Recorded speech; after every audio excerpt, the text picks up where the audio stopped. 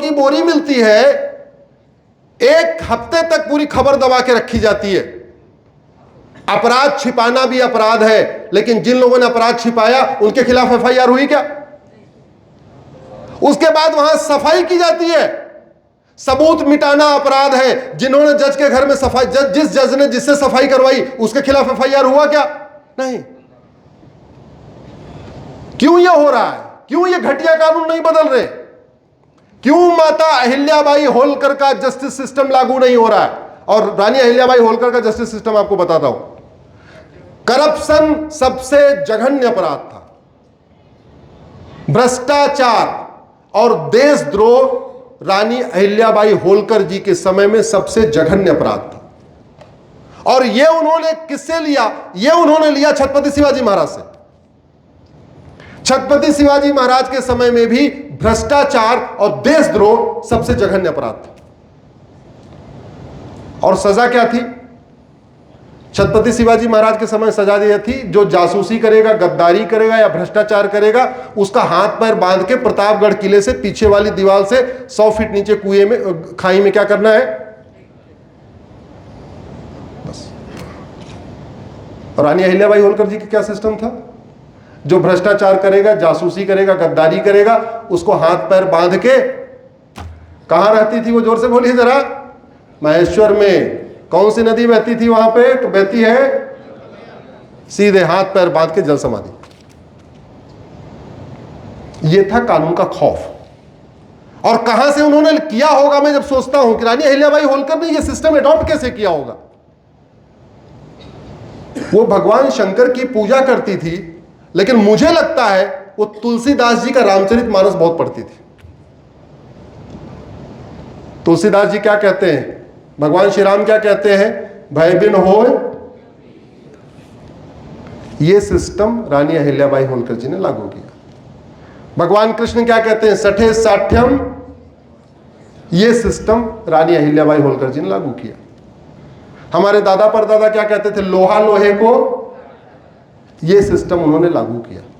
और दुनिया के जिन देशों में रानी अहिल्याबाई होलकर जी का जस्टिस सिस्टम लागू है, न वहां घूसखोरी है, न कमीशनखोरी है, न जमाखोरी है, न मिलावटखोरी है, न कालाबाजारी है, न नशा तस्करी है, न मानव तस्करी है, न सोना तस्करी है, न माओवाद है, न नक्सलवाद है, न जिहाद है, न धर्मांतरण है, न लब जिहाद है, न लैंड जिहाद है, न रोहिंग्या घुसपैठ, न बांग्लादेशी घुसपैठ, कुछ भी नहीं है। क्यों? क्योंकि भय बिन होय प्रीत। और हमारे देश में झूठ बोलना फ्रीडम ऑफ एक्सप्रेशन कहलाता है और सच बोलना हेट स्पीच कहलाता है। एक लड़की ने कुछ सच बोल दिया था, हेट स्पीच का मुकदमा हो गया। और एक हमारे यहां 55 साल का नेता रोज झूठ बोलता है, रोज बोलता है। मतलब भारत कैसे कैसे रिकॉर्ड बना रहा है। 55 साल का नेता युवा नेता कहला रहा है, और जिसकी जनसंख्या 25 करोड़ है वो अल्पसंख्यक कहलाता है। अरे अल्पसंख्यक की यूनिट 100 होती है। जो कुछ 100 हो वो अल्पसंख्यक कहलाएगा, जो कुछ 1000 हो वो अल्पसंख्यक कहलाएगा। चलो देश इतना बड़ा है तो जो कुछ लाख हो वो अल्पसंख्यक कहलाएगा। करोड़ की जनसंख्या अल्पसंख्यक हो सकती है क्या? जोर से बोलिए जरा। भारत में है कि नहीं है? सारा उल्टा खेल इधर ही चल रहा है।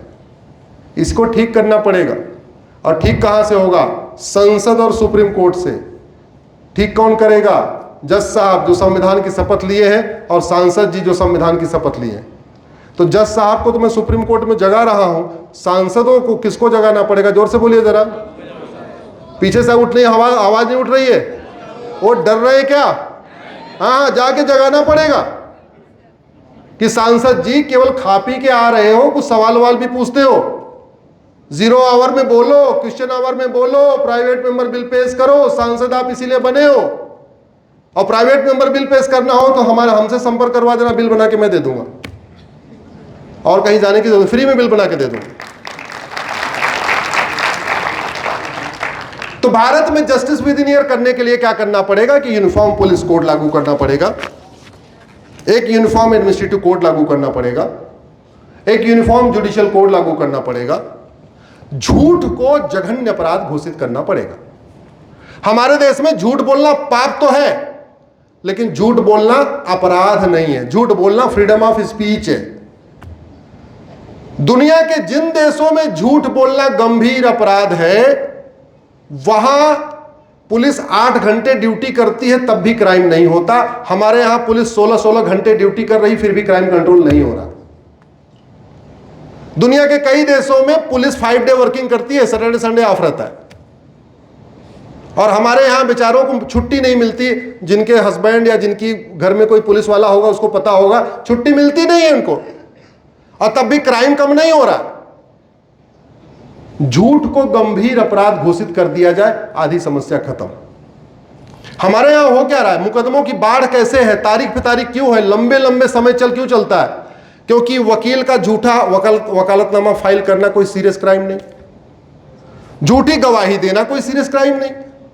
आपके पास गवाह नहीं है, कोई बात नहीं, 1 लाख रुपए ले जाओ, आप कोर्ट में चले जाओ, 10-10 हजार रुपए में 10 गवाह वहीं मिल जाएंगे।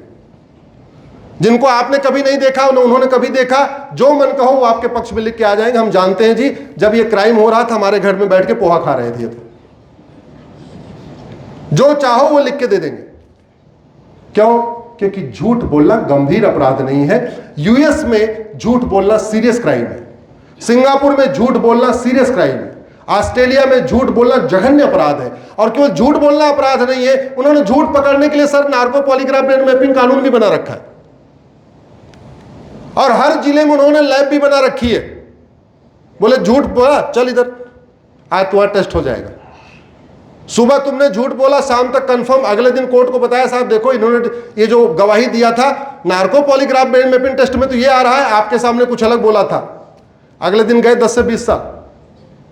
मतलब चोरी करना वहां 5 साल की सजा, और झूठ बोलने पे 10 से 20 साल की सजा। आदमी चोरी करने के बाद गुनाह कबूल करेगा या झूठ बोलेगा मैंने चोरी नहीं किया? जोर से बोलिए जरा। हाँ, एक्सेप्ट कर लेगा मैंने चोरी किया। डेविड कोलमैन हेडली पकड़ा गया, उसे पूछा तूने रेकी किया? आतंकवादी था। सोचिए कानून का कैसा खौफ, आतंकवादी भी एकदम पूरा सत्यवादी बन गया। डेविड कोलमैन हेडली से पूछा तूने रेकी किया था? उसने वकील से डिस्कस किया क्या करना चाहिए। बोले तू कह देना हाँ रेकी किया था। बोले क्यों? कि बोला रेकी करने की सजा 10 साल है, झूठ बोलने की 10 से 20 साल है। ऐसे कह दूंगा रेकी किया तो 10 साल सजा होगी, कह दूंगा रेकी नहीं किया, narco polygraph brain mapping test कर लेंगे, 20 साल के जेल में डाल देंगे। आदमी सच भी तभी बोलता है जब उसके अंदर संस्कार भरा हुआ हो या कानून का खौफ हो। शिक्षा में संस्कार हो, कानून का खौफ हो, भारत में रामराज्य आ जाएगा। शिक्षा में संस्कार हो, कानून का खौफ हो, गुरु गोलवलकर जी का सपना साकार हो जाएगा। शिक्षा में संस्कार हो, कानून का खौफ हो, वीर सावरकर जी का सपना साकार हो जाएगा। शिक्षा में संस्कार हो, परम पूज्य हेडगेवार जी का सपना साकार हो जाएगा। जब तक शिक्षा में संस्कार नहीं होगा, कानून का खौफ नहीं पैदा होगा, तब तक ऐसे ही मामला चलता रहेगा। और ये हमारे देश में करके दिखाया। चीटिंग, फ्रॉड, फोर्जरी को सीरियस क्राइम डिक्लेयर कर दिया जाए, झूठे डॉक्यूमेंट बनाने को गंभीर अपराध घोषित कर दिया जाए,